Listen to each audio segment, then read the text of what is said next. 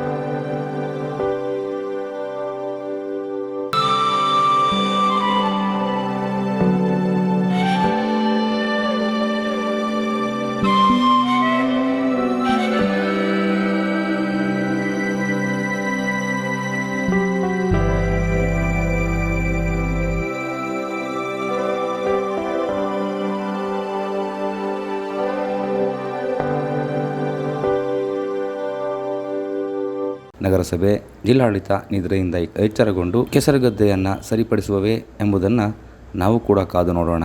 ನಮ್ಮ ಯೂಟ್ಯೂಬ್ ಚಾನೆಲ್ನ ಸಬ್ಸ್ಕ್ರೈಬ್ ಆಗಿ, ಲೈಕ್ ಮಾಡಿ, ಪಕ್ಕದಲ್ಲಿ ಕಾಣಿಸೋ ಬೆಲ್ ಐಕನ್ನ ಕ್ಲಿಕ್ ಮಾಡಿ.